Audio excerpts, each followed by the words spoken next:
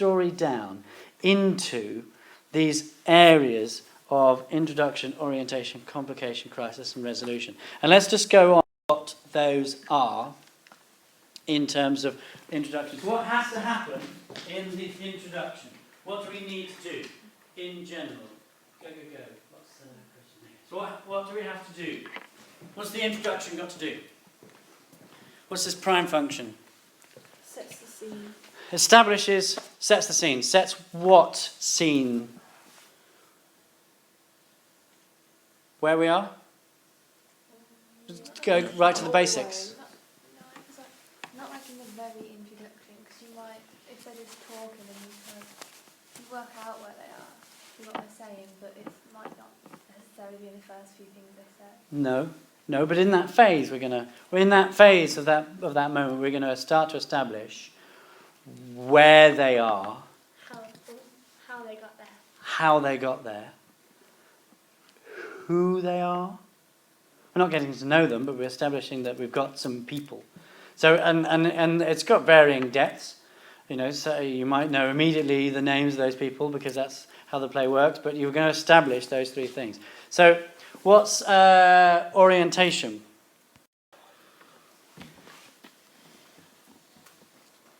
Then, how does the orientation differ from that introduction? Is it more, just establishes more on the character and the place? Yes. This is when you got to get to know your characters. This is the point where you got to get to love your characters. Yeah, because there's going back to something that Connor said at the beginning of the lesson about the resolution of the crisis only works when you are interested in the characters. If you are not interested in the characters, then you don't really care about their crisis or how they resolve that particular crisis. So the orientation phase is about getting to know those people, getting to know their lives, their histories, their backgrounds, their relationships.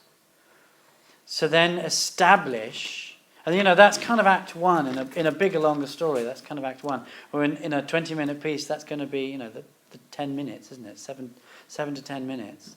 Introduce and orientate your characters and the scene and the setting to then establish a problem, which is what the complication is. So that then it kind of flows then. So what in that complication have you got to do? Or what have you not got to do? Perhaps that's an easier question. Connor. Resolve it.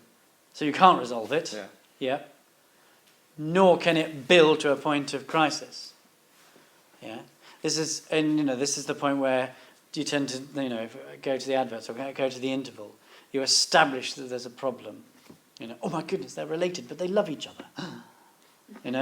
So we've established that there's a complication there, which quickly builds or does not have to quickly build. You can then have a phase of the play where you're exploring that complication. And that complication gets more and more in depth and gets harder, and gets trickier. But it has to build to a point of crisis. It's either life or death. This cannot carry on any longer. Oh my God, they're related, and now she's pregnant. Because they've ignored the complication. And that's what makes that complication even more interesting is, they've ignored it. They haven't bothered with it. They've played about with it. And now we've got to the point of crisis. But it's got to have that crisis because it's got to have the most important part of the play. And actually, a modern thing is to completely ignore that resolution or turn that resolution on its head and not have one. But that's still part of its resolution because you as the audience go away from the play thinking about it. And the play carries on in your head. And the story carries on in your head.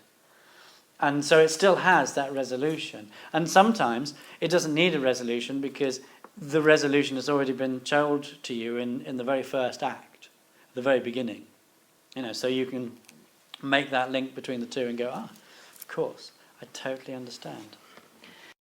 In your group, I'm going to give you